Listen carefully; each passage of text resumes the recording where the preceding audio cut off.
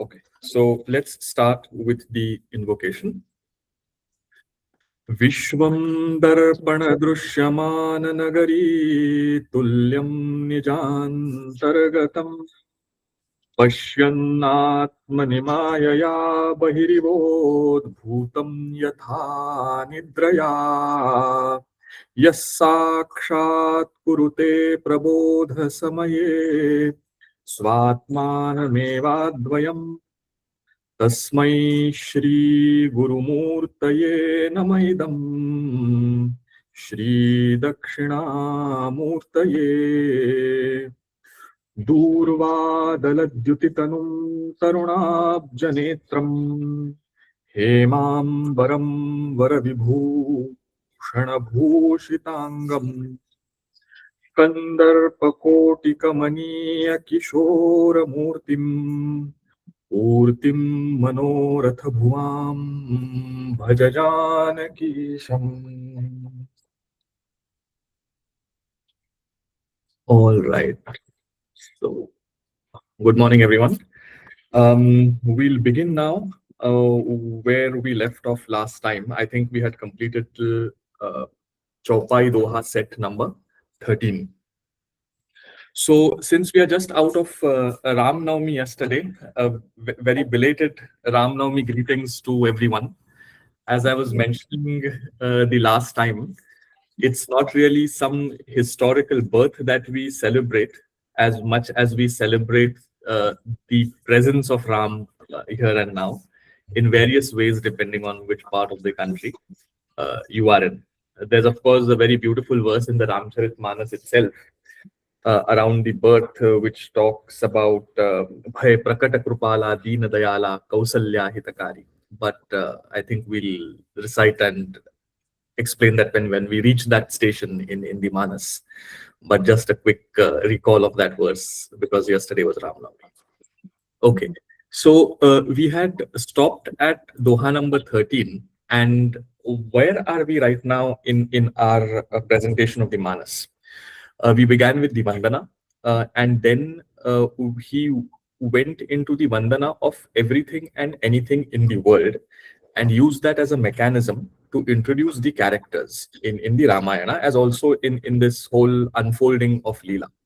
So there was a reference to Kumbhakarna, there was a reference, I think, until now to Jamavant, to Hanuman. So we kind of already know the characters that have been presented so far. Then he went into self-reflection, self-doubt, and started questioning, okay, I mean, I have these very grand plans to write the Manas, but am I really capable of doing that? So we saw that struggle, the dark night of the soul, this self-questioning, and then fortification saying, yes, I can do it, but no, I can't.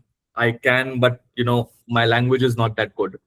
And now he's slowly emerging out of it and is finally seeing the light of the day, saying, I can, I will.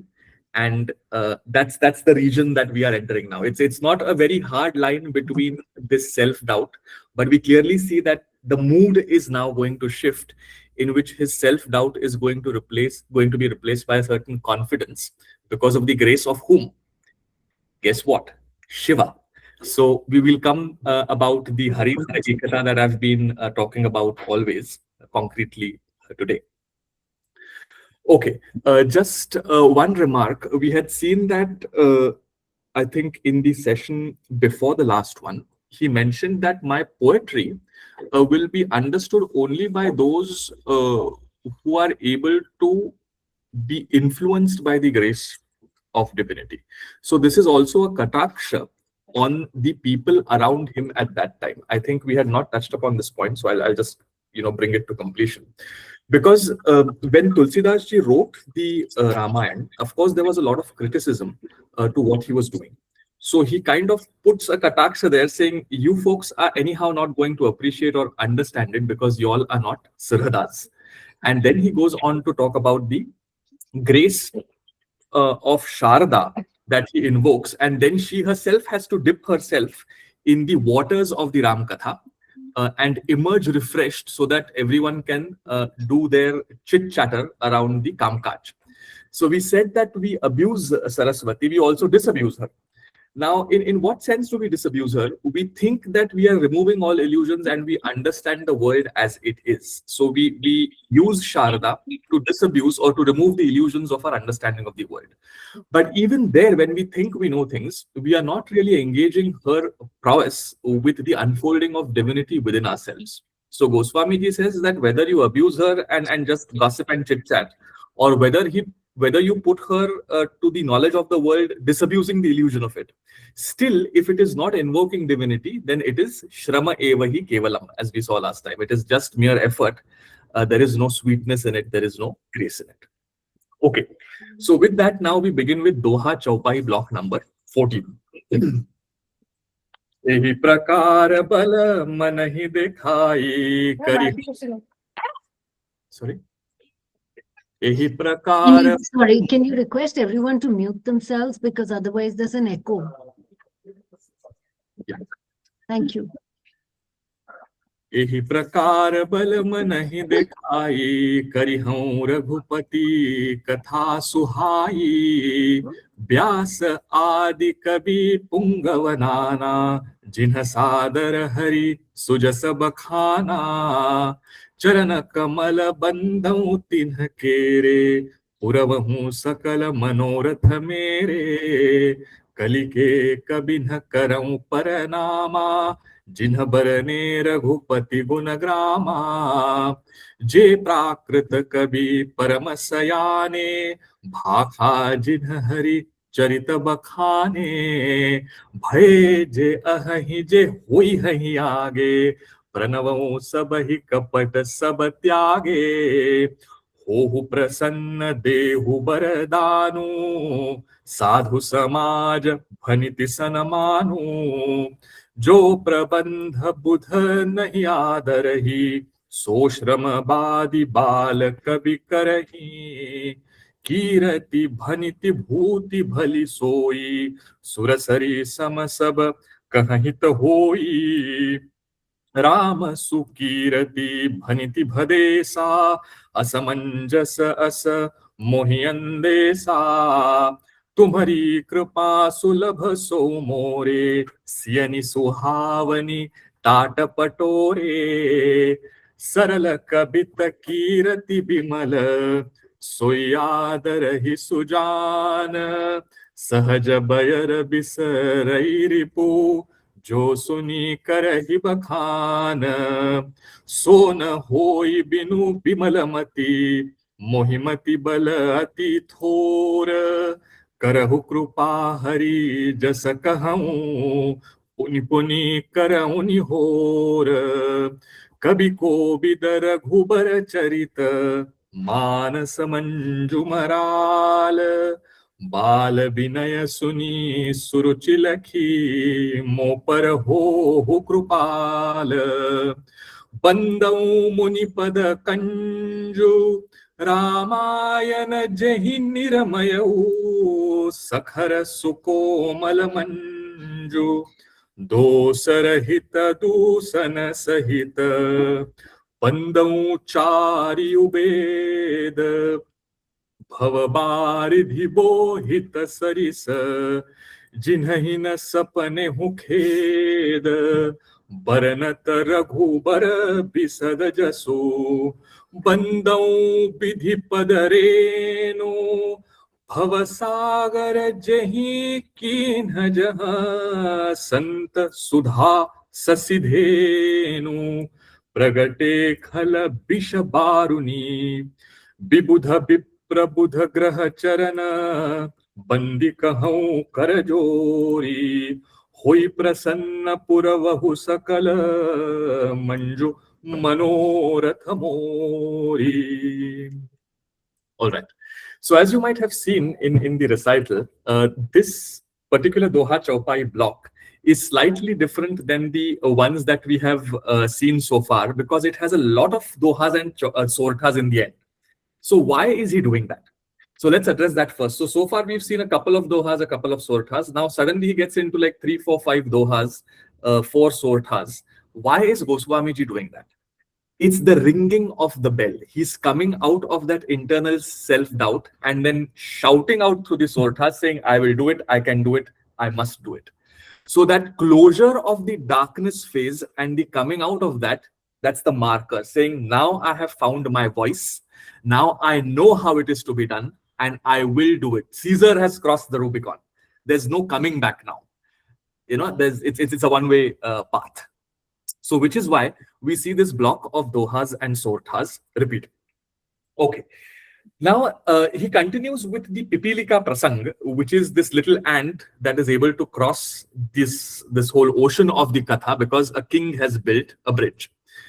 And ehi prakara bala manahi dekhai. So, explaining to my mind thus that don't worry, the Katha might be infinite, but many poets before you have created this bridge, so you as a little ant can also cross over. Karihahu Raghupati Katha Suhai. And hence I am now going to tell you the beautiful Katha of Shri Ram. So that's the turning point. That's where this self-doubt is slowly, going away. That darkness is slowly going away. And he's emerging saying, I shall, I must, I will, I can, I may do it. Vyasa Adi Kavi Pungavanana. And then he says Vyas. Now, what happened here? Is it a printing mistake? Wasn't the Ramayana Valmiki? He's basically saying that the Ram Katha is there in each and every Granth. So Vyas Muni, as we know, of course, is the Mahabharata Rachayita. He's also the one that separated the four Vedas into these sections of Rug, Yajur, Sam, Atharva. He also edited the Puranas and blocked them into these 18 major Puranas. So all this is attributed to a single entity, Vyas or Vyas Muni. It's basically the editorial tradition of India the editorial collective that we say is Vyas. So he's bowing down to all these editorial collectives before him, saying it is this great Vyas that has already done the redactorial stuff. He has done the editing. The Katha is split into pieces and made chewable. So I can take a little bit from the Mahabharata, I can take a little bit from the Purana. Nana Purana Nigama Agama Sammatam Yad. He's already told us that. And, it is like this pre-digested thing that we take in case of digestive issues. The Katha, I don't have to, get my access wondering who Ram was. It is already made available to me in this little packaged pre-digested form, which is not to say that the Katha is a product. It's a process. But it's a very limited use of the metaphor. So, Vyasa Adi Kavi Pungavanana, Jinhasadara Hari Sujasa Bakhana. So there have been many poets before me, or many great poets before me, lions amongst poets, like Vyas Muni, who have with great respect recited the Katha of Ram. So remember, he's not invoking any poet who is criticizing the Ramayana. So he's being very careful about what he's saying. Because there have been, I'm sure, many poets that have also, lashed their tongue out saying, no, the Ramayana is not good, and given it some kind of literary or poetic form. So he's saying, I'm not bowing down to those Adi Kavi. So the, prime Adi means the one in the beginning, or it also means others. So the primordial Kavi, who is Vyas Muni, or Vyas amongst others, I bow down to, who have told the Ram Katha with great respect. He's not bowing down to anyone who's talked about the Katha, but with a lack of respect. So he's very, very specific. Jinha sadara hari sujasa bakhana. Charana kamala bandau tinha kere, puravahu sakala manoratha mere. And then he's saying, now I have taken this great vow of writing the Katha. So now it is basically your infamy if I'm not able to do it. So you better fulfill all my wishes, because otherwise people will say कि इन्होंने व्यास वगैरह तो सब पढ़ा लेकिन ये क्या बना के रखा है. So he's basically outsourcing his worries, saying, now your grace has to shine out. I'm done with my self-reflection and self-doubt. Now you grace me, and then the Katha in its purest form will come out. Kali ke kabhi na karaun pranama. I also bow down to the great poets of the Kali Yuga. So in Marathi there is a saying that says, "Jo na dekhe Ravi to dekhe Kavi." So what the sun can't see, the poet is able to see.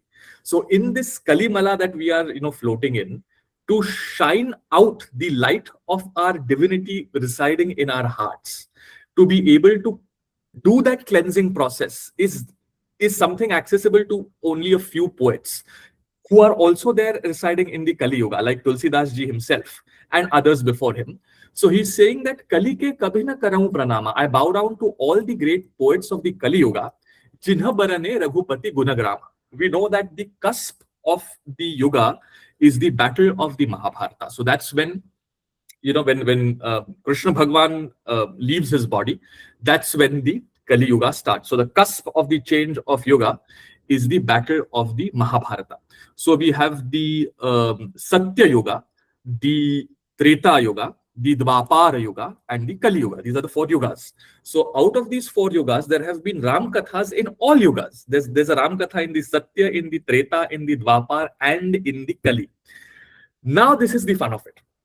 So, there is a very puritanical streak in some of us that says, no, this is not there in the Ramayana. The Ramayana says this and this.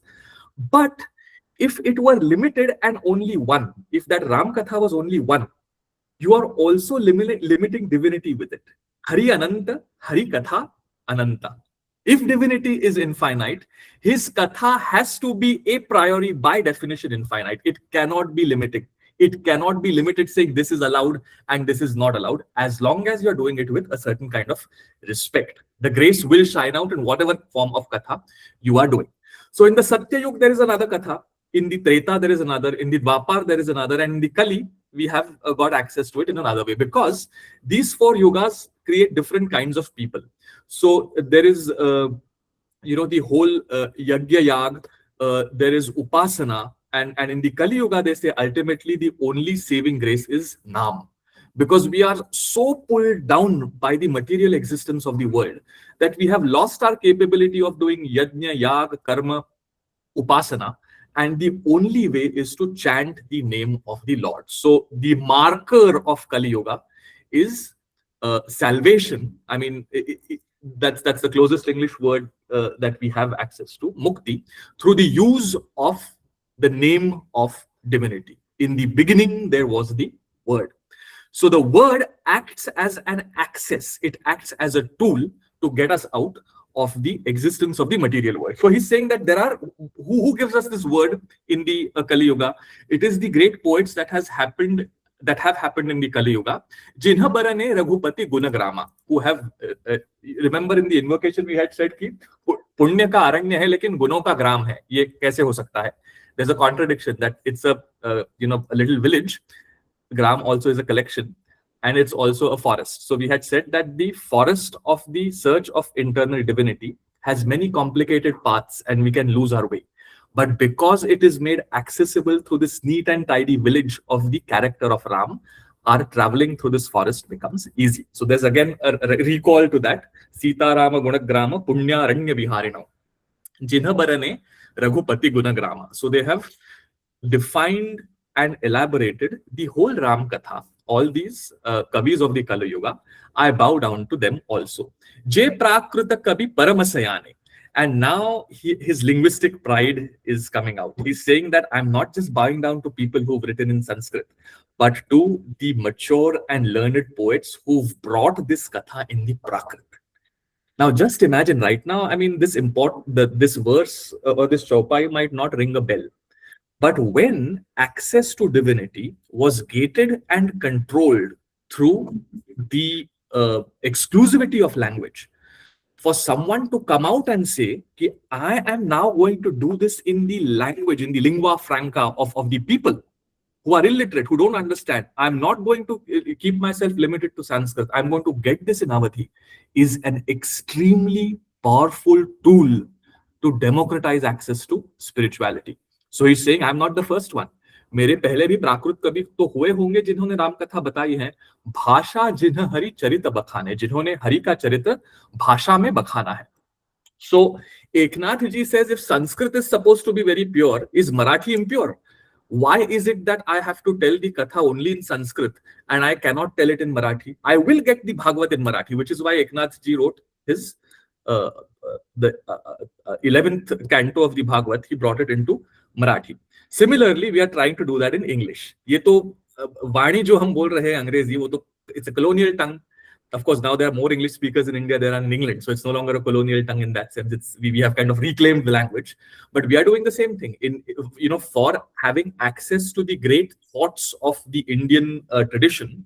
We need a certain linguistic register which is not available in English. So sometimes we have to plug words as they are. Sometimes we have to use a close translation in English like salvation, but we still do it because he explains that why are we able to do that now. Slightly later, we'll come to that. Now this is again very confusing. Bhaye je ahahi je hoi hahi aage. I am bowing down to the poets in the Kali Yuga who have written in the Prakrit language. Prakrit is a collective. It's not just the Prakrit language, but it's also all Ardhamagadi, Prakrit, Marathi, Hindi, whatever Prakrits are there. It's a collective noun for that. So I'm bowing down to all those poets who've written in the Prakrit. Bhaye je ahahi, who have been, je hoi hahi aage, who will become in the future. So is he prescient? Is he gazing through a crystal ball?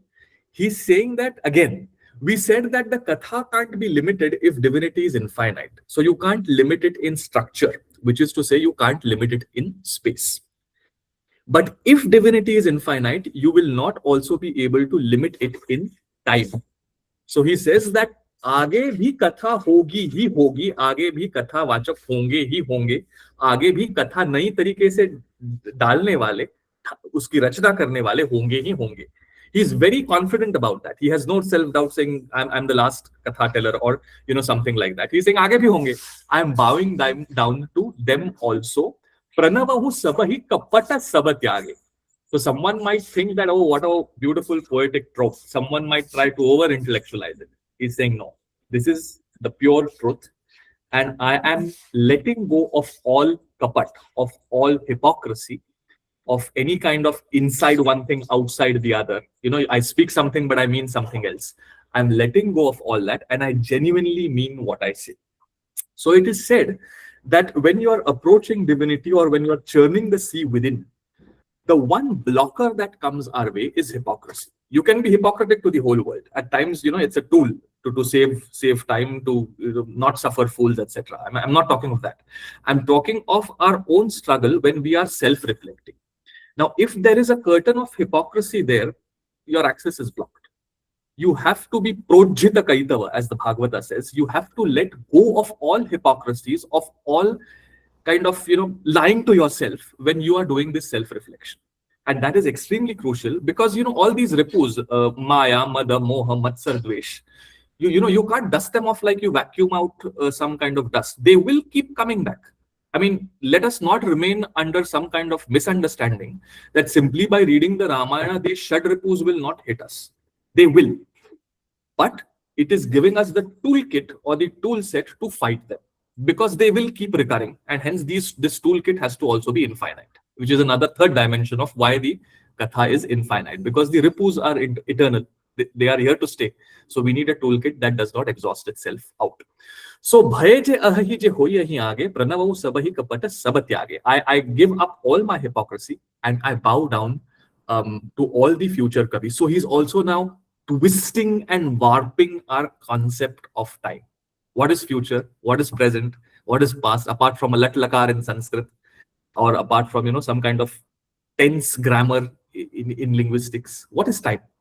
What do you mean by something happened in the past, something happened in the future? We don't know what time is. It's a mental construct, because what you are effectively calling a second is some kind of vibration happening somewhere in Paris in some laboratory that is saying, okay, this is what we mean by a second, this is what we mean by a meter. So space and time are basically human constructs, and he's warping this idea of time, saying who has happened in the past and who are to happen in the future. I'm bowing down to them. Around this space-time construct, we'll come to this as we move ahead in the Manas as well. Hohu prasanna dehu baradano. Please, be happy and shower your grace on me. Sadhu samaja bhaniti sanamano. Because I enable me to write in such a way that my poetry will shine in the company of sadhu. So if, again, this is a kataksha on the people around him then, saying, they are not going to respect my poetry anyhow because they don't get it. But sometime in the future, somewhere, there will be people who will have access to this and who will be very happy to read it. So he's also kind of cajoling us, saying, "You are the Sadhu Samaj, oh people. Please, if you're enjoying it, I knew that this is going to happen in the future, and I am writing this for you." So होहु प्रसन्न देहु बरदानु साधु समाज भनिति सन्मानु जो प्रबंध पुध नहीं आदरही सो श्रम बादि पाल कवि करही. So he says, I know that great intellectual people will kind of write this off, saying ये क्या चल रहा है, what is going on. But only a child goes there where great intellects don't go. Fools dare where angels fear to tread. So he knows that, he's aware of that, saying this criticism will come, saying you should write, a commentary on the Upanishads. What are you doing writing this sweet story of bhakti? He's saying, I know that, but I'm a little child, and as a fool, I will tread there where angels fear to tread. Kirati bhaniti bhuti bhali soi, and then he lashes back, saying, okay, but what is the use of your intellect if it cannot churn the hearts of people? Your intellect might be put to use to show someone something of the sparks of what your brain has. But if it is not transformative, what use is it? What have you put? What use have you put it to?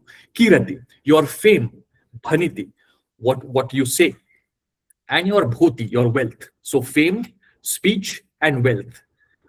It's a matter of fate, hard work, many things coming together that you may or may not have it. But it makes sense.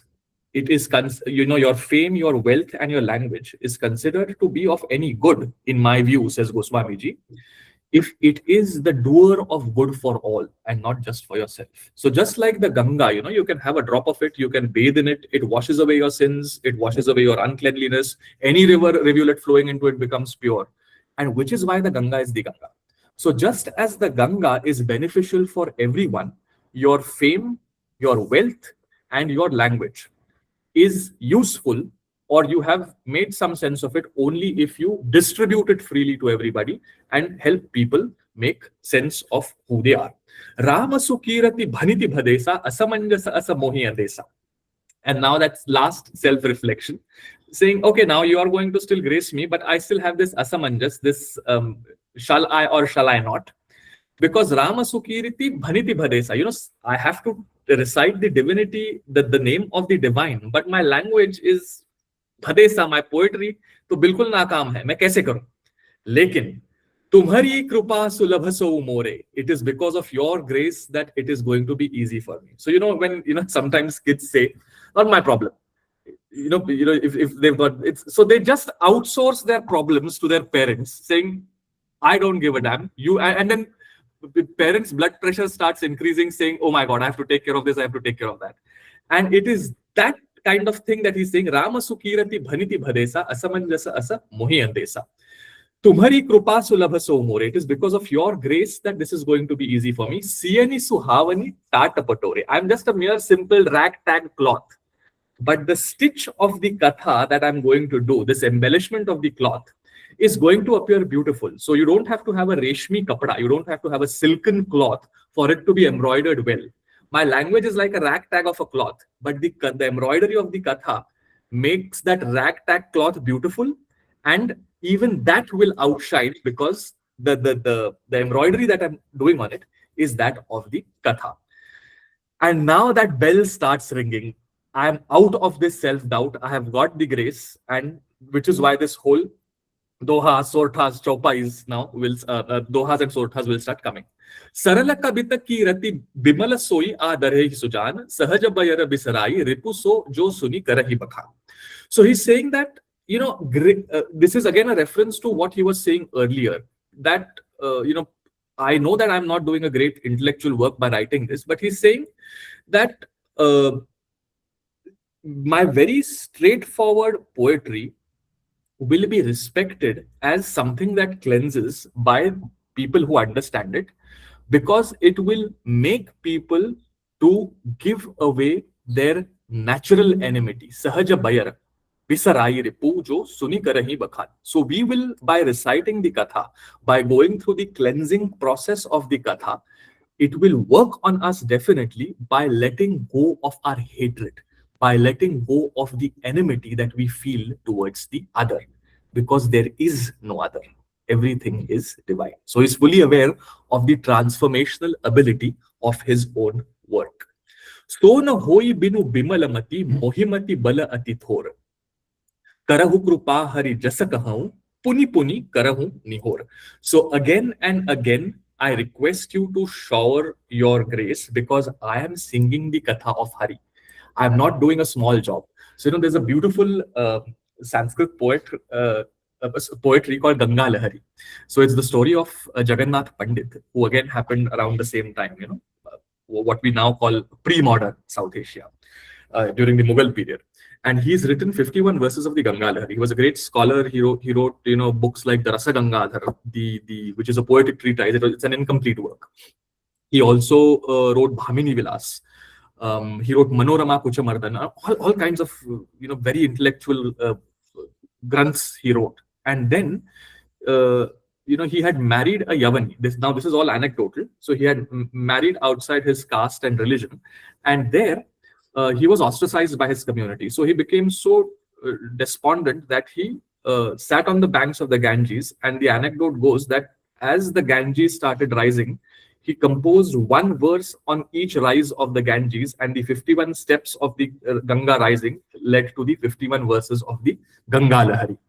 In that, he says that I am Pandit Raj Jagannath. So you, O Ganga, you might be the washer away of sins of other people. वो तो कच्चे बच्चे हैं.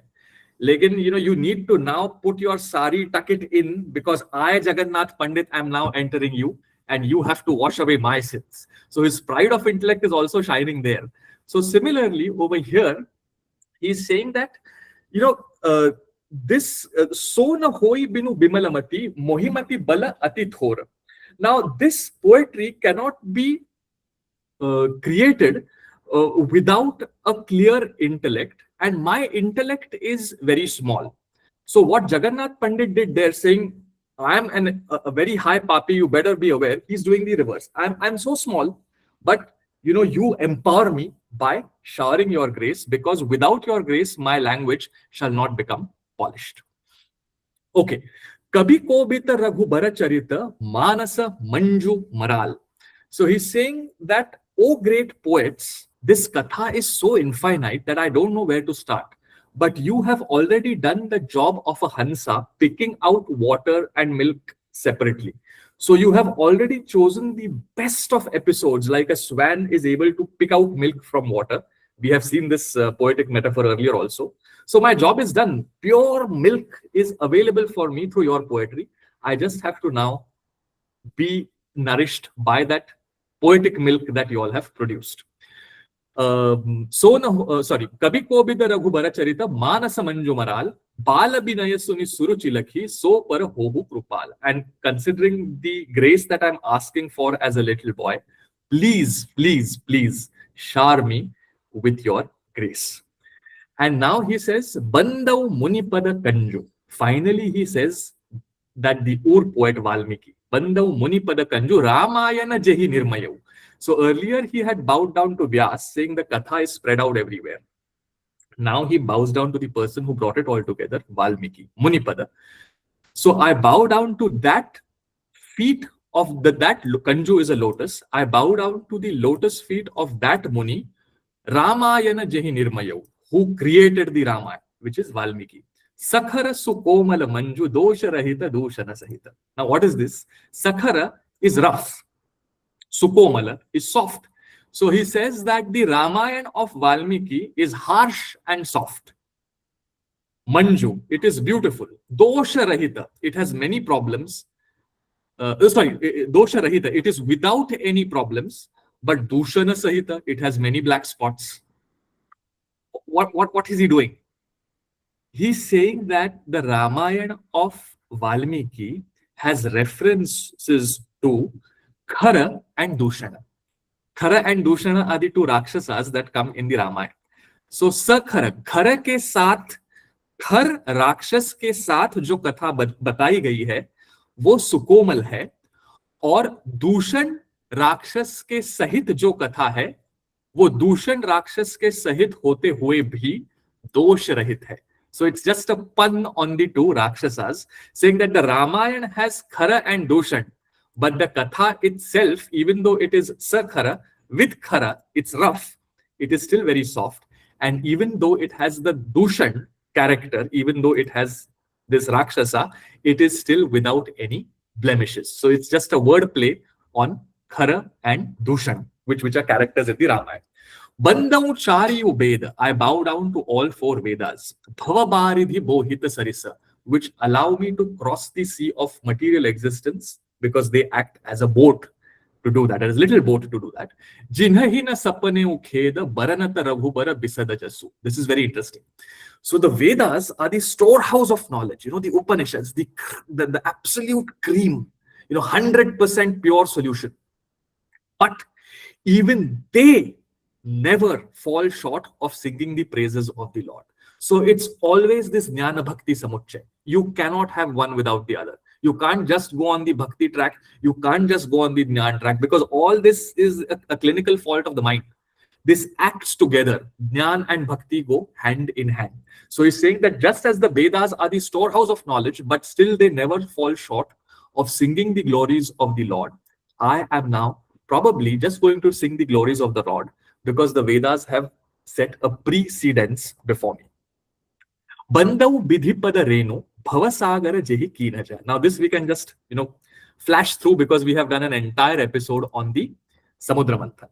So I now bow down to Bidhi, Brahma, not the Brahman, but Brahma, the creator. I bow down to the dust of his lotus feet. Bhavasagara Jehi Kinaja, who has created this whole material existence. Santa, he has created saints. He has created Sudha, nectar. He has created the moon. He has created the cow, Surabhi, the cow that came out from the Samudra Manthan. Pragate Khala Bishabaruni. He created them, but he also created Khalas, people who are not good. He created poison, and he created liquor or alcohol. So all this are equidistant from Tulsidas, because they are all created by Brahma. And he says that in this space of good and bad, what do I say? The Katha is so complicated, it is infinite. In this space of good and bad, there has been a tradition that has told this Katha, and it is on their backs that I now start piggybacking or riding across.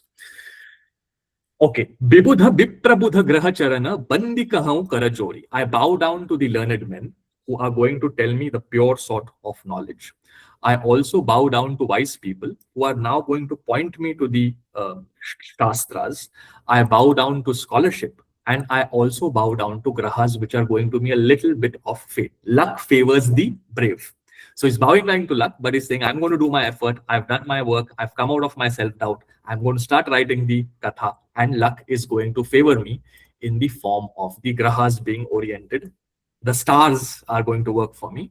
Bandi Karau Karajori. I bow down to them with my hands closed. Hoi Prasanna Puravahu Sakala Manju Manorathamori. I have these little fantasies of the mind, but these four will start working together. The Shastra, the wisdom, a great learned men, and my fate, the stars acting for me, for me to be able to create this Grantha. And he is now coming out, emerging of this self-doubt, and moving on to the next block. Any questions on this Doha Chaupai set?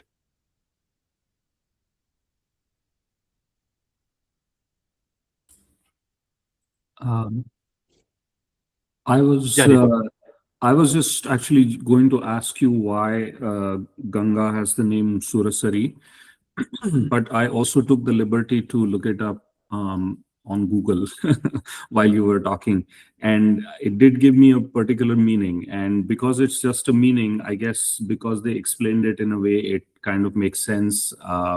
I thought I might not explore that further. If it was something deeper meaning or hidden meaning, I would have asked you, but it seems like it is because it originates in Swarga, so it is with Suras, and then it is Sarita, so it is Sura Sarita essentially, so that's why Surasari apparently. But I mean, you can confirm that, but it kind of makes sense to me, so I'm just going to leave it at that. I just thought I'll mention that. That's right, Deepak, but it's not, it's Surasari, of course, but it's Tripathagamini Ganga. It traverses through the three worlds. It's there in the heaven, it's there on the mortal earth, and it also goes down to the nether. And this whole katha is there in the Valmiki Ramayana of how Ganga ji came to be, and it then when it was brought down to earth by the Bhagirath Prayatna, the waters of the earth had soaked up, and there was a certain, I'll not get into the story in detail, but last rites had to be done. There was no water. So we say Bhagirath Prayatna. There's the phrase Bhagirath Prayatna because it was Bhagiratha who brought it. She's also Janahu Kanya. She came from the knee of the king Janahu, which is why she's Janhavi. So that there's a lot of Puranic material for this story, but it is Tripatha Gamini. It is there in the heavens, it is there in the mortal world, and it's there in the netherworld. Now, what's the deeper meaning of it? Ganga ji represents knowledge. And all our karma kand, saying we do this oblation because we want svarga, we do this because we want to avoid going to naraka, is basically a promise of a world of which we do not know. What is going to elevate us from this fear and transactionality is knowledge. Which is why you might be in heaven, you might be on this mortal earth, or you might be in the netherworld. What is going to ultimately save you in the long run is the Ganga, which is why she's Tripatha Gamini. Kshine Punye Martya Loke Vishanti. So you can do you can have this baggage of punya for you. You can go to the heavens that you've not seen. But ultimately, you're going to fall down once your punya time is out. Similarly, once your narka time is out, you're going to come back. So there is no coming out from heaven, earth, hell, if you believe in it. But what is going to really take you out of this, wherever you are, is the Ganga. Which is the flow of knowledge, which is why she is Tripatha Gamini. Swarg mein bhi hai, Prithvi tal pe bhi hai, or Narak mein bhi hai, or netherworlds mein bhi hai. I don't know whether if it addresses your question, but yeah, I mean, it just tells me that it's not enough to just look it up on Google. I really need to talk to you about this stuff. So thank you. Okay. Any other question? I think Sajali, you had raised your hand, or? Oh, no, I don't see it raised now. Yeah, but more as an observation that there are some threads which he's so consistent with, Tulsi ji, in the sense of the whole journey of and you had mentioned this earlier, that it's not just about his vulnerability, but also putting us at ease to face up to us. So, that thread is still running through. He's so subtle and it's so subliminal, but it's definitely there. And also how he's always speaking about divinity and the grace, and in that sense a surrender. So I feel it's already, at least as far as I'm concerned, it's already sort of working on me, because I personally tend to get into my head very often. So it's wonderful how he's constantly watering that seed. Very true, very true. I mean, as I said, sometimes we go through the act of transformation very objectively, as we say. I had talked about objectivity and subjectivity earlier. That, okay, this is what I think my SWOT analysis. This is what my strengths are, weaknesses are, opportunities and threats. This is how I'm going to transform this. All very good. Has its own place. What the Manas is doing, it is changing you without you knowing that you're being changed. So it's a very organic process of self-transformation. So there's no objectivity to it, there's subjectivity, because each of us are made very different. That's the nature of the Leela, but we are still the same. So this, different but same is there. So the Katha acts on each and every one of us very differently. Sometimes we are bored, sometimes we say, Kya chal raha hai? Sometimes we say, oh wow. But that process keeps happening again and again and again. And in that process, it has cleansed us, it has churned us. That's very much there. That's absolutely there, Sajali, you're right. Okay, so now we'll move to the next Doha Chaupai block if there are no further questions. And now, as I said, he's emerging from that self-doubt and now asking the grace of Shivji. Very interesting. Punibandau Sarada Surasarita Jugala Punita Manohara Charita Majjana Pana Papa Hara Eka Kahata Sunat Ek Hara Abhibeka Gurapi Tuma Tumahesa Bhavani Pranavaudina Bandhudina Dani Sevaka Swami Sakha Siya Pike हित निरूपधि सब विधि तुलसी के कलि below की जग हित हर गिरिजा साबर मंत्र जाल जिन्ह सिरजा अनमिल आखर अर्थ न जापू, प्रगट प्रभाव महेश प्रतापू, सो उमेश मोहि पर अनुकूला, करिहि कथा मुद मंगल मूला, सुमिरि शिवा शिव पाई पसाऊ, भरनऊ रामचरित चित चाऊ, भनिति मोरि शिव कृपा विभाति, ससी समाज मिली मनहु सुराती, जे एहि कथहि स्नेह समेता, कहि हहि सुनि हहि समुझि सचेता, होई हहि राम चरण अनुरागी, कलिमल रहित सुमंगल भागी, सपने हूँ साचे हूँ मोहि पर, जौहर गौरी पसाऊ, तो फुर हो जो कहे सब, भाषा भनीति प्रभाऊ. Punibandam Sarada Surasarita. So now he's saying, I now bow down to Saraswati ji and Ganga ji. Jugula Punita Manohara Charita.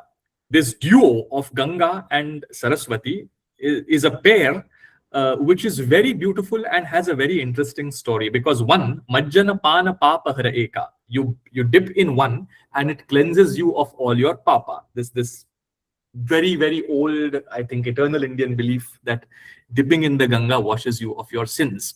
Kahata Sunata Eka Hara Abhibeka. And listening to it and talking about it, one removes your Abhibek, which is Saraswati. So our mouth is enabled through Saraswati. So we wash our internal mind by the river of Saraswati. Hence the Saraswati is Gupt. She is not Prakat, because she doesn't exist as a water form. She's an internal river that flows in the Manas, comes from the Manas of our heart, and emits itself in the mouth of or in the ocean of our speech. And this particular organ is the mouth of the Saraswati, so to say.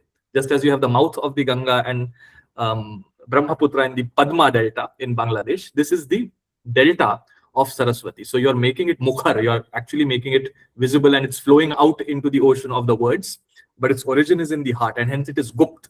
So that river through articulation cleanses us through knowledge. The physical river cleanses us by taking a physical dip in it of our sins. So he's now bowing down to these two rivers, one sublime, one explicit. Majjana Pan Papa Hara Eka, Kahata Sunata Eka Hara Abhibeka. Gurapitu Matu Mahesa Bhavani. Again, four nouns without any pre or post positions. What do you make of it? Guru, my preceptor, father, mother, Mahesh, which is Shiva, and Bhavani, which is Uma, Parvati ji.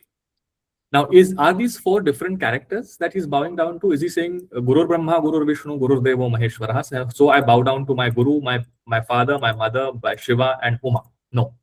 He is saying that Shiva and Parvati are one, and I bow down to them because they act as father, mother, and preceptor for me.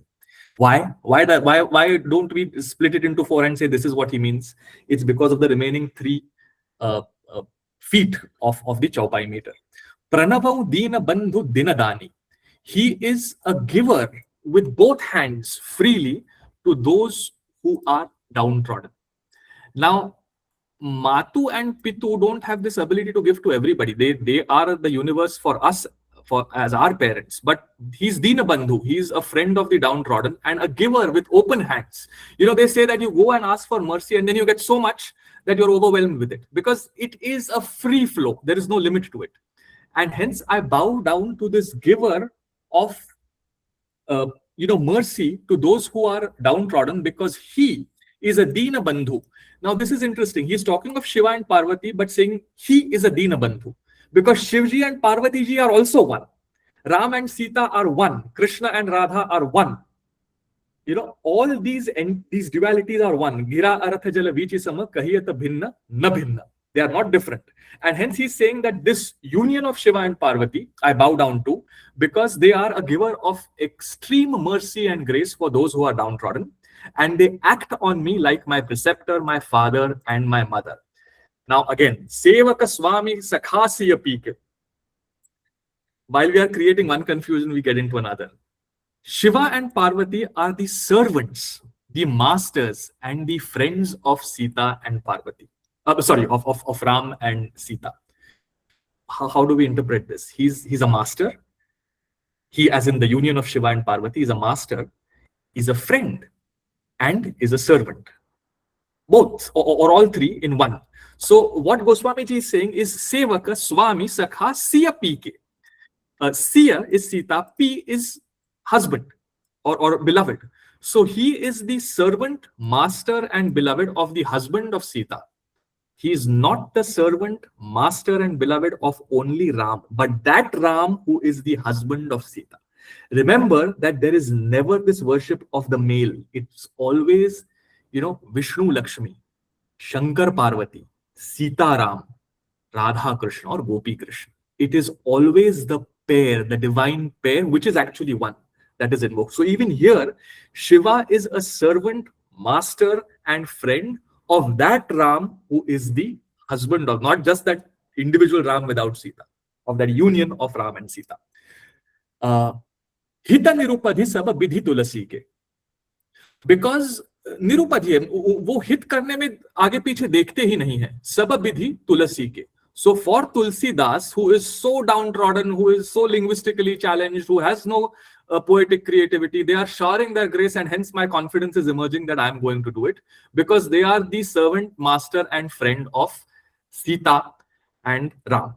Now we can just brush over this thing aise likha hai, but why? Why servant? Why master? And why friend? Now we have to elaborate this a bit. So when my guru, Swami Shri Akhandananda Saraswati, he had a darshan when he was meditating of Krishna. And if you go to the Vrindavan ashram, which is called Anand Vrindavan, there's a beautiful Krishna idol there, but that idol is white.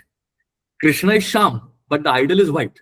So someone asked him, ये क्या है आपने कृष्ण भगवान की शीला मूर्ति काले पाषाण में बनाने की जगह ये संगम रवर की सफेद क्यों बना दी? He said, मुझे भगवान ने सफेद, वो मुझे गोरे गोरे दिखे, इसलिए मैंने गोरी बना दी, उसमें क्या है? So because there is no difference there, these all pegs that we have, Shiva, Devi, Krishna, Hanuman, are but accesses to divinity depending. Remember that your Ishta can also change sometimes depending on your mood. You are in a very, very virulent mood and you need Hanuman. You are saying hell with everyone. I'm a free radical. You need Shivji. You are the one who's staying with the community and commanding it. You need Vishnu. You are the one who's following the law to the letter. You need Ram. You are the one who's playing with the essence of the law and not following the letter. You need Krishna. You're playful. You need Gopi and Krishna. Depending on your aesthetic mood, there are various pegs given to you to access divinity. But divinity sitting behind that is one. It is not separate. At least this is the message of Tulsidas ji. I'm fully aware, as are all of us, that there are very exclusivist schools also saying this or none. But that is not the school of Goswami ji. Okay, so Sevaka Swami Sakha Siya Pike. Ye kya ho raha hai idhar? What is happening here? We all know that in Rameshwaram there's a Shivlinga, which was established, so goes the folklore, when Shivji went there and was in the battle with Ravana. He established a Shivlinga, and that Shivlinga was called Rameshwar. And there was a great debate amongst scholars, pandits in Swarga and Narka. Now, this is an aside. We are not talking of anything in the text, but we are trying to do an exegesis of Swami, Sakha, and friend, Swami, Sakha, and Sevak. So there was a great exegesis done or a great debate done. ये रामेश्वर क्या है? वहाँ ऐसा नाम क्यों है? तो जो शिव जी के भक्त थे, उन्होंने कहा कि राम के ईश्वर है, इसलिए रामेश्वर है. बिल्कुल सीधी सी बात है. Shiva is the master of Ram. Ram के ईश्वर जो है, इसलिए रामेश्वर है. Those who are Ram bhaktas said no, ये ऐसा समास नहीं है, बहुव्रीहि समास है. राम जिनके ईश्वर है, उनका ये लिंग है. So in Sanskrit there are many kinds of samases. There's so bahuvrihi is the pointer samas, saying Ram jinke Ishwar hai is a straightforward is the bahuvrihi. So Ram Ishwar he is the Ishwara of Ram, hence inka naam Rameshwar hai, Swami. Ram jinke Ishwar hai, Shivji ke, wo Rameshwar hai. So his Lord, Shiva's Lord, has established the lingam, and hence it is called Rameshwar. Very simple. Shiv जी के वो ईश्वर है, इसलिए उन्होंने रामेश्वर बना दिया. So Sevak. And then some said no. Ram and Ishvara mean the same, because Ishvara is an epithet of Shiva. It's not an epithet of Vishnu. Ishvara is an epithet of Shiva. So he said, Jo Ram, wahi Ishvara. So Ram and Shiva are same, Sakha. So what he is trying to give us through this little, that's again classic Tulsidas, Sevaka Swami Sakhasiya PK. In this very, very dense formulation, he's saying that divinity is one. Please don't get into this fight of Shaivism and Vaishnavism. Shiva, at the same time, is the master as Rameshwar. He's the Sakha as Rameshwar. And he's the Sevak of Rameshwar. Everything is embedded in that word, Rameshwar. Because there is essentially no difference between Karpura Gaur, Shiva, and Tamala Ghanasham, Krishna, or Rama. They are essentially one, and masters, servants, and friends of each other. So there's another beautiful story around this to make this point more solid. It's a fun story. So I'll do an aside over there so that we have a little story also in today's katha. Once Krishna was babbling with his mom, foster mom Yashoda, and the same thing was being done by Ram with Kausalya. And both of them were really tired. You know how babies are, all the mothers and fathers also today are like Durga with 12 hands. You're changing the nappies, you're feeding them, you're preparing something for them. You need 12 hands to take care of a baby. And they were really, really tired. Both Kausalya and Yashoda were really tired, saying, what, I'm done with this. Having a kid and all is very nice on paper, but when you're actually in that, it's chaos. I need a break, as they say. So Yashoda ji to thi Vrindavan mein, Kausalya ji thi Ayodhya ji mein. So they said, let's find a meeting place where we have to both get the joy of traveling, and we can also have a little outing. So Kausalya said, I can't leave the kingdom for too long. I'm the reigning queen, but you are staying in the forest anyhow, so why don't you come down to Kashi? Because that's closer to me, a slight distance for you, but we'll meet there. So I'll also have a little outing. You have a longer outing. So they bring their little kids in arms and they meet in Kashi. So Yashoda with baby Ram, with baby Krishna, and Kausalya with baby Ram, they come with their babies tucked in their arms and meet in Kashi, in Shivji's Kashi. And they start chit-chatting. ये नंद बाबा तो घर में कुछ काम करते नहीं, सब मुझे ही करना पड़ता है. कौशल्या जी से, अरे हाँ, आपको लगता होगा कि मैं रानी हूँ, सेवक है, लेकिन बच्चे का सब तो मुझे ही करना पड़ता है. मैं तो माँ हूँ, सेवकों के लिए मैं बच्चे को दे नहीं सकती. यशोदा से, अरे ये क्या चक्कर है? आप रानी है तो आप खुद संभालती है, ऐसा मुझे बताती है.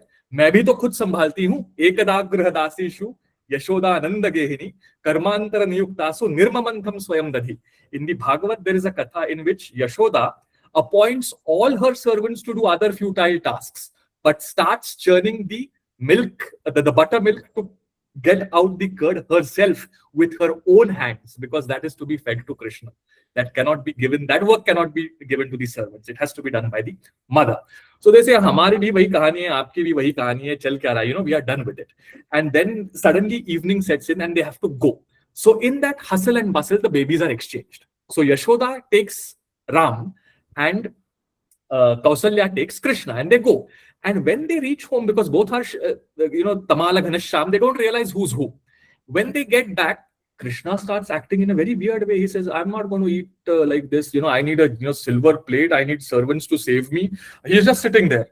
And he's just not ready to eat as he normally does, feeding the cows, feeding the monkeys, throwing out the food. Then Yashoda, they think this fellow is sick. Usko fever aa gaya, kya ho gaya, pata nahi. Ram is also going there and behaving in a strange way. What they think is Ram in Ayodhya. He's pulling Dashratha's beard. He is, eating with his left hand. He's throwing a morsel of food to the crows outside. And Dashrath says, Kausalya, what happened? You went to Kashi for an outing, and what have you turned the boy into? He's a monster. And then the mothers start getting really worried and worked up, at which time they say, we need to pray to Shiva. We need to know what's happening. And Shivji says, you have put the limitations of character on them, which is why you think they are behaving differently. In essence, they are one and capable of everything. So it's a folk story, but a very beautiful way in which this whole idea that these divinity leelas are pegs for us to have access to our internal divinity. Which is why Goswami ji is saying that Shiva is the servant, master and friend of that Ram who is the husband of Sita ji and is a giver of grace. Okay, back to the Manas text. Kali bilo ki jagah hit haras girija, sabara mantra jala jinis rija. Again, a very, very beautiful and difficult verse. Kali bilo ki jagah hit haras rija. Hara and Girija, which is Shiva. Hara is Shiva and Girija is Parvati ji. They are looking at the world. They are looking at the Kalimala, and they are trying to understand what is happening here. And they realize that people have lost access to knowledge. And hence they created certain mantras. Because, fear of existence, fear of death, fear of the unknown is something that inhibits our minds just as much as divinity inhibits our heart. Now, if we don't have access to Shastra, if we don't have access to the flow of knowledge, how do we address this fear? ये मंत्र पढ़ लो, आपको अर्थ नहीं समझ में आ रहा है कुछ तो ये पढ़ लो, और all your worries would be taken care of. Those mantras are called Shabara mantra. So they are not written in any particular language. They could be a mix of Sanskrit, Hindi, some southern Indian dialect, Tamil, Telugu. They could be in Marathi. They could be a mixture of Marathi and Hindi.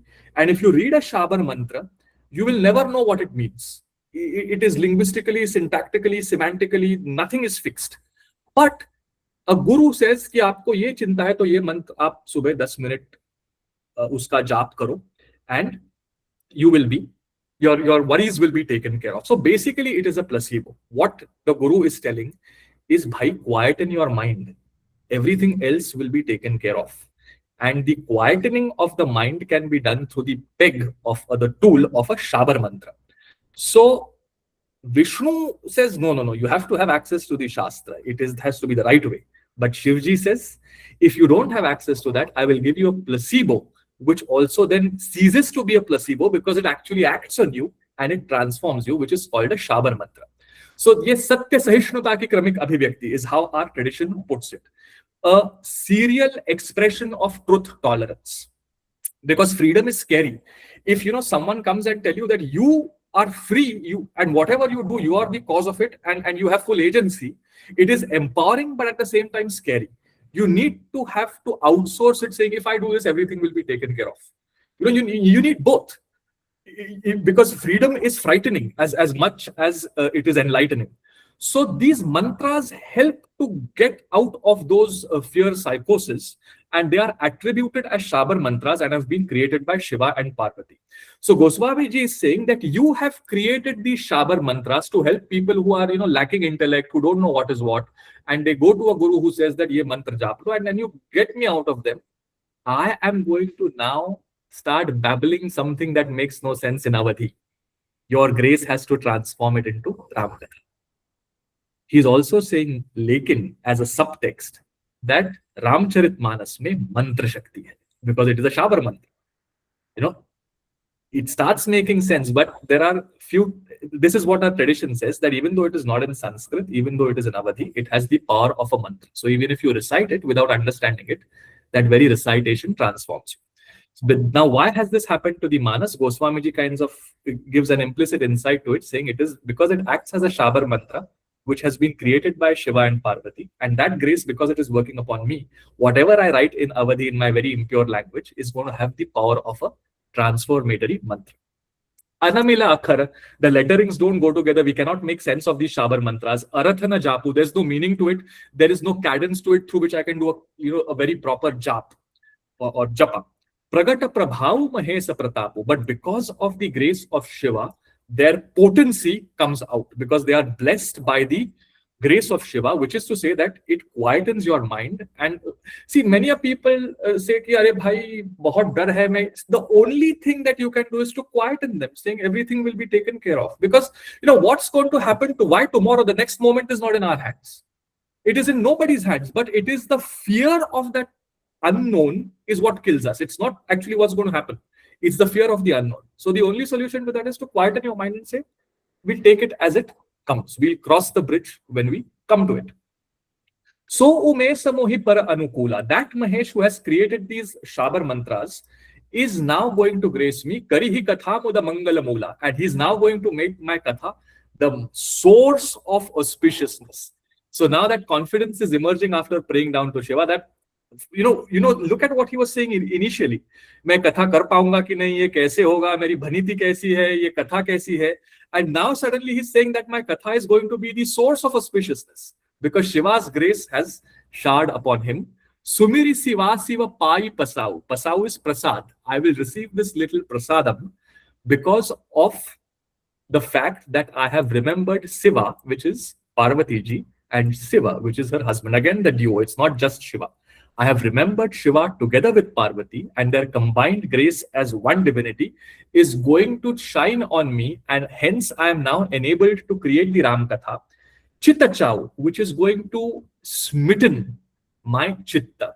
So my chitta, my own chitta, says Goswamiji, is going to be smitten by the katha, and I'm going to create that katha, which is going to be the root of all auspiciousness. Dhaniti mori siva krupa vibhati. My language will shine through because of the grace of Shiva. Sasi samaja mili manahu surati. Wow. It is as if were that in the company of the moon and the stars on a dark night, the way they meet and create beauty, my katha is going to be created. So he's saying that my mind is very, very dark. And I was completely in this dark night of the soul, like the dark night of the sky.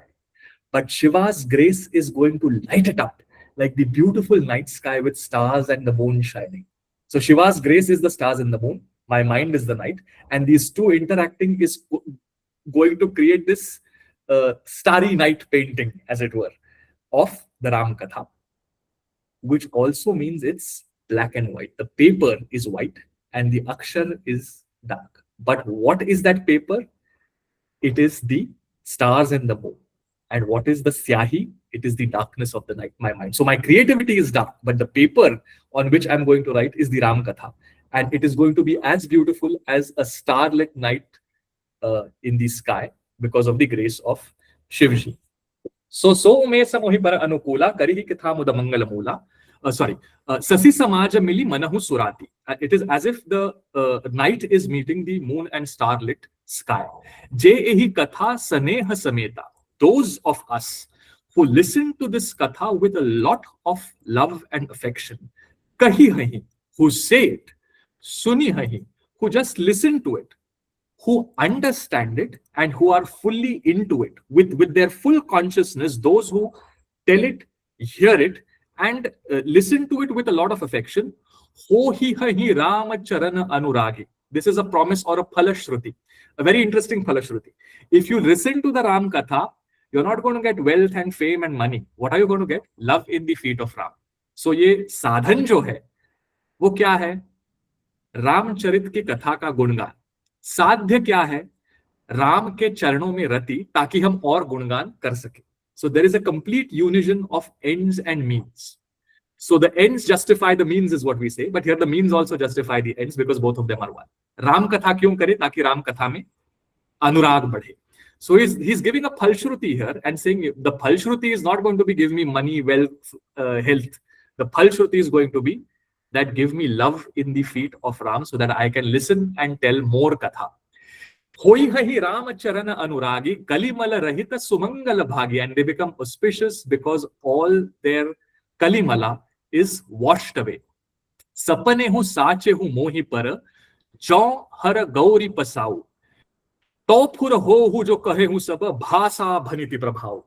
if the grace of Shiva and Parvati shine on me, then even in the dreams of people imagining the katha in my words, or even in my own dreams, uska sphuran hoga. It will outshine like a mantra, even though it is written in bhasha. So that Sabar mantra reference is now brought to conclusion here. That because that grace is shining on me, I am now going to go ahead and write in Avadhi. All my self-doubt is killed. And even if someone thinks of the katha in the dream, it is going to have the power of a mantra because the grace of Shiva and Parvati is shining on me. Okay, so that's the end of the next Doha Chaupai set. Any questions?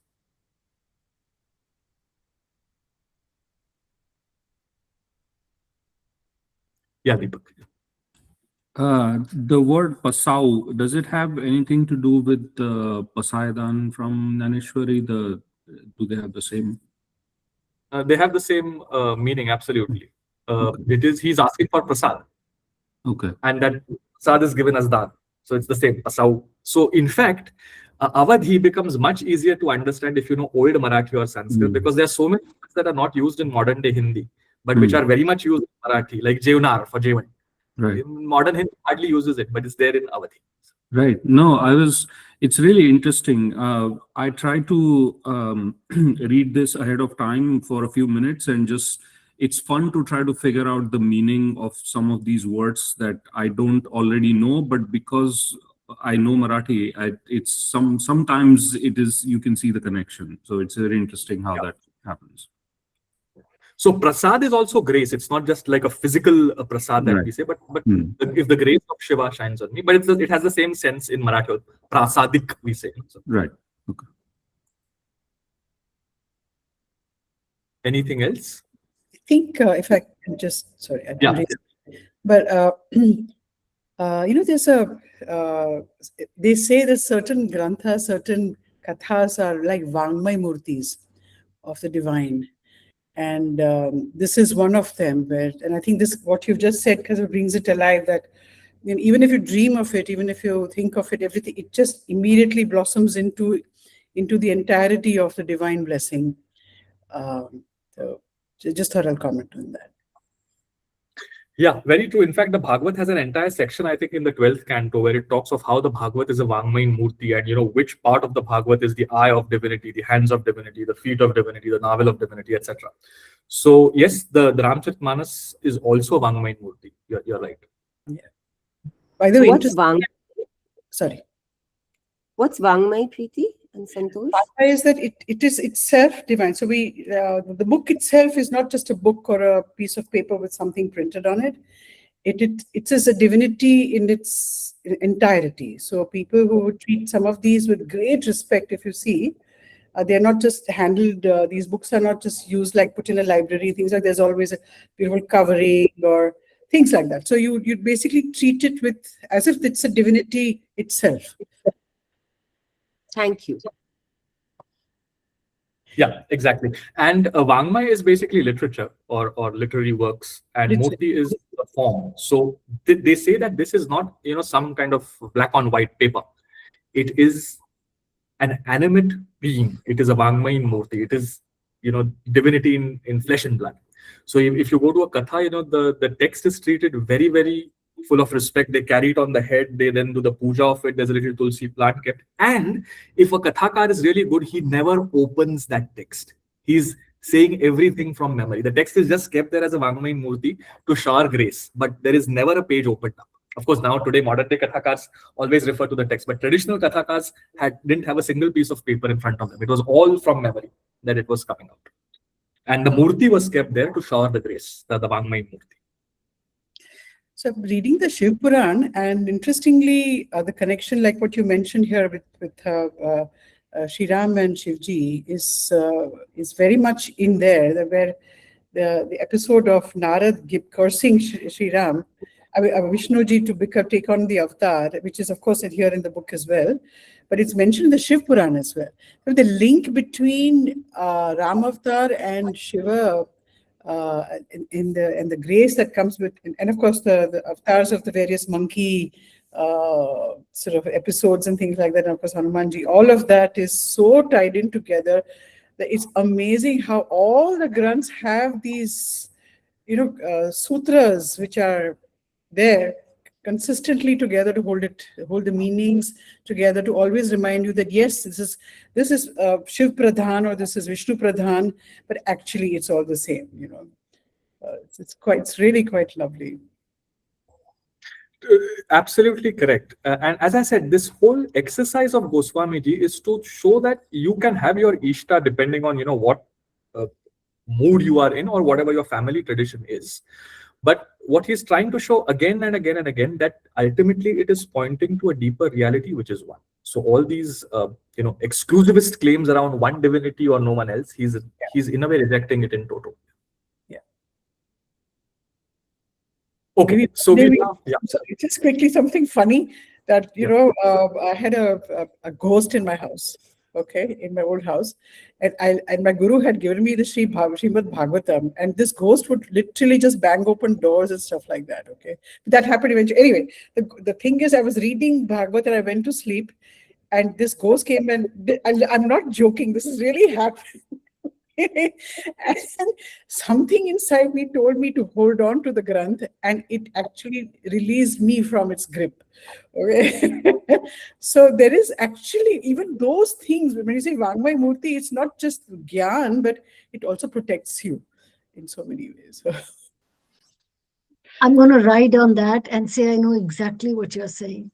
Yeah. I don't think I'd ever would have uttered it, but I feel very released. Very. I hear you. Okay. I feel you more than that. One day I shall tell you the full story. I mean, since you're bringing this topic up, there's a whole mantra, Ram Raksha.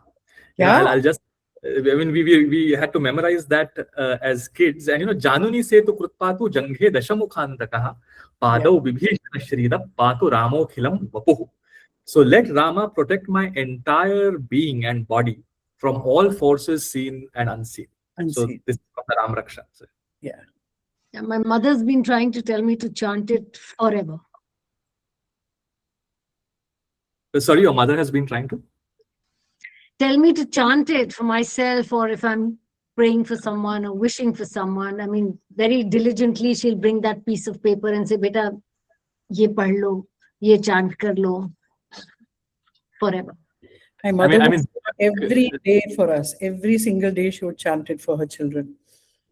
In fact, Deepak would confirm that. I mean, the Ram Raksha even today, like especially in Maharashtra, the kids are just made to mug it up. No kids like mugging it up, but then it just stays there as a cultural memory. Yeah. Okay. So yeah, thanks for those remarks, and then we move on to the next Doha Chaupai block. Now he's making us through all this vandanas and everything. So sometimes we get, frustrated saying, "Ye kab khatam hogi vandana? Ye aage chalo katha mein." And what he's basically doing is he's preparing our mind to be receptive to the katha. So in that process of doing this vandana again and again, referring to all these things, he's basically opening up our mind and making it amenable to receive the katha. Because, we are caught up in our own intellectual trappings, saying, ye kya hai? Aisa thodi na hai. Ramayan mein aisa hai. Ramayan mein waisa hai. But when you start seeing it through the eyes of Tulsi, he's giving you a pair of glasses. It is this Google glasses that we have, he's giving us spiritual glasses, he's giving us Ramayan glasses, and the world stops being what it is once you wear them. You see it in a very different light. So that's the whole idea of the Vandana.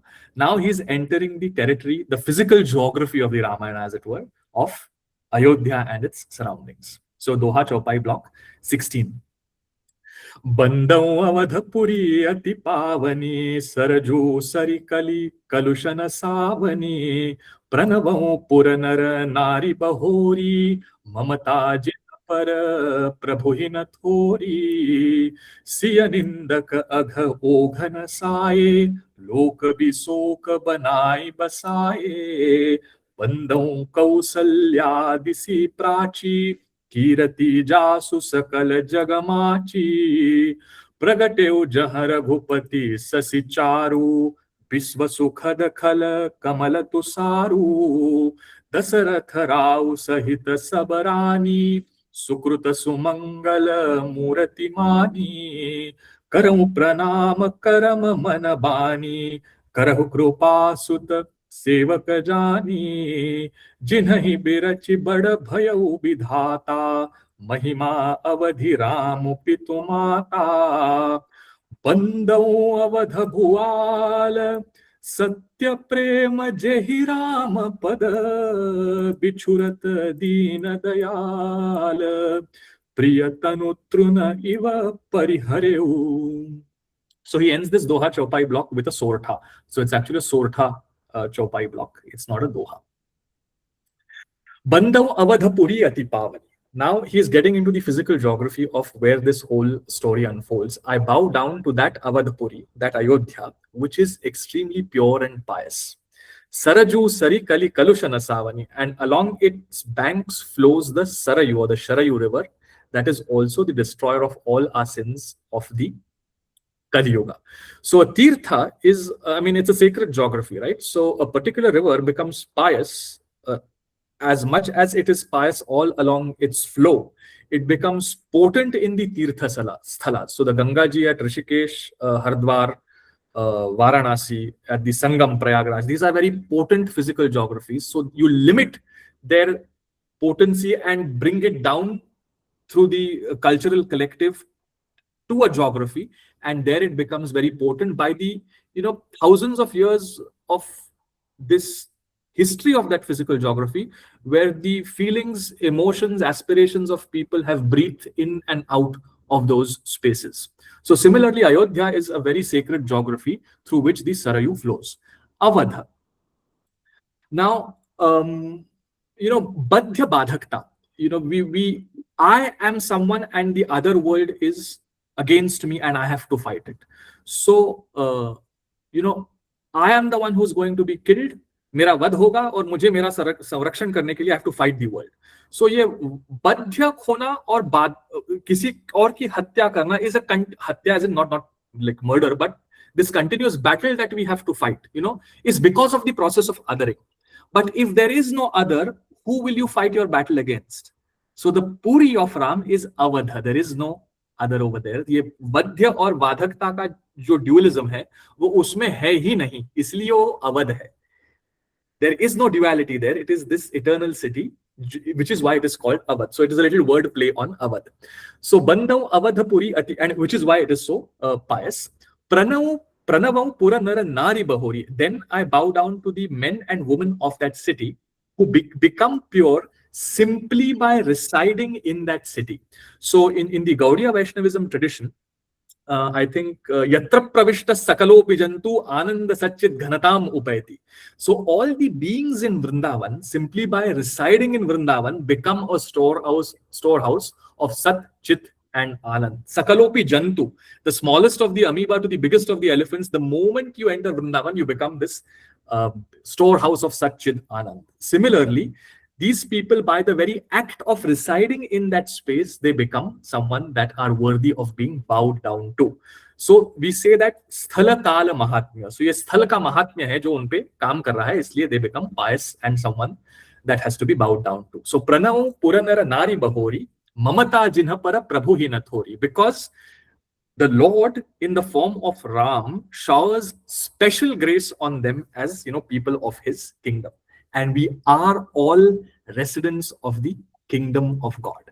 We are also Avadvasis. The moment this duality vanishes from our mind, we become Avadvasis, on whose, because of being Avadvasis, special grace showers upon us. Yeah, Namita, you had raised your hand. Can you just explain how Awadh, the word play on Awadh happens? So Vadh and Badhak, Badhya and Badhak. So we say that we have to give a very different analogy. We say that हम अज्ञान से बंधे हुए हैं और वो बंधन, वो बाध्यता हमें छुड़ानी है. We have to kill it and have access to knowledge. But even there is a duality of knowledge and ajnana. When you ultimately reach that pulsating divinity, even this division between knowledge or lack of it vanishes. There is no duality. There is no other. So what ignorance are you talking of? You are, a bundle of knowledge. So just as in that path of the access to the spiritual, this difference between ignorance and knowledge also dissolves. Or to make it more technical, we have this triputi. Druk Drishya Vivek hona chahiye is what there's a Prakaran Grantha called Druk Drishya Vivek. So we have, as a seer, I see with my eyes, I see something, the externality of the object, and this whole process of knowing, which we call knowledge. This is a triputi, it's a triad. You can apply this triad to all your five senses. The eyes, ears, nose, tongue, and skin. There is always this triad. There is something that is sensing it, the subject.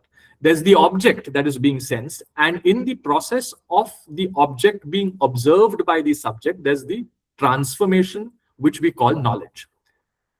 Now, this triad ceases to exist the moment you realize that everything is one pulsating whole, and I am but a part of it. There is no other apart from me.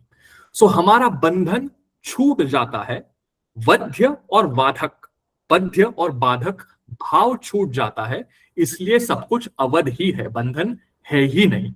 That's the wordplay. I don't know if that makes sense. Absolutely. Thank you. So Pranavam Puranara Nari Bahori Mamata Jinha Para Prabhu hi Nathori. So our aim is to be that Avadvasi, to be in that kingdom of the God where there is no duality, so that his special grace will also shower on us, which is to say everyone. Siyanindaka Aghagho Oghanasai. Because in this very Ayodhya, there were people who criticized Sita. You remember the Dhobi? He comes in multiple forms saying, "Arey, ये रावण के पास रही थी, इसको रानी बना के कैसे वापस ले आए? Caesar's wife has to be above suspicion." Even on such people who were casting doubt, he showered grace. He destroyed all their self-doubts, all this kind of kapat that we talked of earlier. Siya निंदक, जिन्होंने सीता जी की निंदा की, उनके भी पाप उन्होंने धो डाले. Remember, it's a very ironical thing that he had to wash away the pap of the dhobi, who's a cleaner of, वो स्थूल वस्तुओं के क्लीनर है, लेकिन अंतर्गत जो मल है उसकी सफाई कौन करेगा? वो तो धोबी नहीं न कर पाएगा. You need Ram for that. So he washed away the sins even of the washer. लोक अभिशोक बनाई बसाए, and उन्होंने लोगों को शोक रहित कर दिया, लोगों का सब शोक बिसरा गए.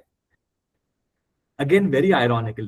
Under which tree was Sita ji staying when she went to Lanka? It was the Ashoka tree, the tree of the lack of sorrow.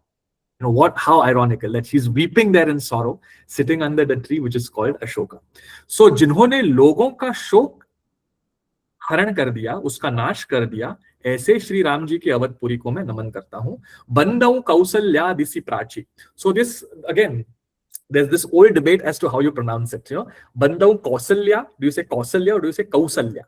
Now, as someone who has Marathi as his native tongue, it is very natural for me to say Kausalya. But around northwestern Uttar Pradesh, it is Kausalya. But interestingly, in Awadhi, it is not Paisa but Paisa. It is not Vaishali but Vaishali. It is not Kausalya but Kausalya. So, very interestingly, the pronunciation in Awadhi of Kau is exactly the same as the pronunciation of Au in Marathi. So, Bandau Kausalya nahi, Bandau Kausalya disi prachi, Kirati Jasu Sakala Jagamachi.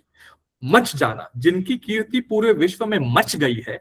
Her glory is shining forth across the world. To that Kausalya, I bow down to, who is, as it were, the eastern direction of Ayodhya. So just as we created a Vangmayin Murti out of the text, he is now creating a physical geography out of the characters. He's saying that Kausalya, as it were, is the eastern direction through which the sun rises. So basically he's saying that Ram, divinity, is born once you start worshipping the shine of knowledge. It is born in the womb of knowledge. And hence I bow down to Kausalya, who is like the eastern direction. बंदौ Kausalya दिसी Prachi, Prachi दिशा को मैं वंदन करता हूं जो कौसल्या रूपी है. कीरति जासु सकल जगमाची, whose Kirati is, when the sun rises, it doesn't think I will not cast my light on someone who's doing bad deeds and cast it only on those who are doing good deeds. It spreads out equally everywhere. Similarly, her glory as knowledge is spreading out everywhere, and in this womb of knowledge, Ram is going to be born. Pragateu jaha raghupati sasi charu. And then he goes and says that who is Ram? He is like a beautiful moon in the sun womb of Kausalya. So the shine of knowledge has to be softened with grace. And the moon-faced, graceful Ram is born in this sharp shine of knowledge of Kausalya Mata. So again, the mother is made sharp and the son is made soft. What do you do with gender? Gender is turned head over heel. Kausalya is the sun and Ram is the moon. So Prakateu Jaha Raghupati Sasi Charu, in that womb of knowledge of Kausalya, that graceful Ram's moon is born. Biswasukhada Khala Kamalatu Saru. He is the giver of happiness to the whole world. And all our bad qualities. Remember, Ram is a warrior. You continuously need to have that warrior in you to fight all the khalas of Mada, Matsar, Krodha, Moha, Dvesh, etc. So all these Shadripus, the khalas, are like what? They are lotuses. And Ram comes how? he comes as frost on these lotuses and kills them. So very convoluted analogy of lotuses, because normally it's the lotus eyes, lotus face. He's saying that Ram acts like frost, tusar, which destroys, if it gets very frosty, lotuses don't bloom, they just shrink away. So on all the collection of avagunas, Ram acts like frost. He freezes those avagunas and he then warms up our heart to be open to grace. Dasaratha Rao Sahita Sabarani. Together with Dashratha, I bow down to all his queens, including Kaikeyi, all his queens, Sabarani. Sukruta Sumangala Murati Mani. And I consider them to be Sakshat Murtis of collective Punya. Sukruta Sumangala Murati Mani. Karam Pranama Karama Manabani. I bow down to them by Karama, by deeds, by man, thoughts, and by wild speech. All three. All three of my mechanisms I bow down to. Karahu Krupa Suta Sevaka Jani. Please shower your grace upon me because I am the servant of your son. आपका जो सुत है श्री राम, उसका मैं सेवक हूं ये जानकर आप हमारे ऊपर, तुलसीदास जी के ऊपर grace, shower your grace on me. जिन्हें ही बिरचि बड़ भयउ विधाता, महिमा अवधि Ram पितुमाता. I bow down to this can have two meanings. He says, I bow down to that creator who created Ram's parents. So Brahma ji को मैं वंदना करता हूं जिन्होंने राम के माता पिता की रचना की ताकि हमें राम जी प्राप्त हुए. So Kausalya knowledge, in her womb the moon of Ram is born. So, and I bow down to that creator who created this multifarious world of good and bad, in the womb of which, through knowledge, Ram opens up as divinity. Bandau Avadha Bhual. Bhual is the king. I now bow down to the king of Ayodhya ji, which is Dasharatha, Satya Prema Jahi Ramapada, who was a true lover of Rama's feet. Why? Why was he a true lover of Rama's feet? Bichurata Dina Dayal. Because on that shower of mercy, Shri Ram, when he left him to go to the forest, Priyatanu Truna Iva Pariharihu, his very dear, whose body is not dear to you. We want to make it beautiful, we want to keep it young, we want to do all sorts of things so that we remain fresh. No one is ready to accept the deterioration of the body over time. But it happens to every one of us. What is certain is death. As the moment you are born, the very fact that you are born is a definition of death. But we want to ignore it. But he, that king, he gave away his body like a blade of grass the moment Ram separated from him, and hence he was great, and hence I bow down to Dasharatha. Which is to say that Tulsidas ji is knowing that no one listens to the Ramayana for the first time. This is a giveaway. When we want to see a movie and a friend comes over and says, yeah, why are you giving away the plot? I want to enjoy the story. But Tulsidas ji is always ready to give away the plot. He's already telling us that Dasharatha is going to die because no one listens to Ramayana for the first time. We all know the story, still we listen to it again and again and again. All right. So with this, we stop. Any questions on the last Doha Chaupai block?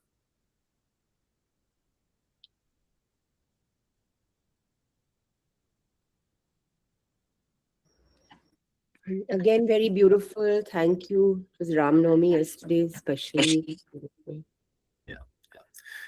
Yeah, again, I mean, Ram Navami, of course, was celebrated yesterday. So again, greetings to all of y'all. And as I said, now we are slowly coming out of that self-doubt. We are finishing this Vandana. But then there'll now be many new things coming up as we move ahead.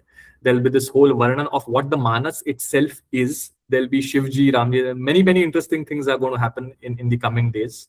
And there's Namita, you've always been asking me, why is the name more important than Ram himself, right? That's a question that has been coming up again and again. We are going to enter that territory from the next week. How lovely. Of the Naam, the greatness of the name. Lovely. All right. Okay, so we can. Thank you. Thank you. Thank you. So we conclude with the prayers and let's stop for the day. Yatra yatra Raghunath Kirtanam Tatra Tatra Krutamastakanjalim Vashpavari Paripurna Lochanam Marutim Namatarakshasantakam.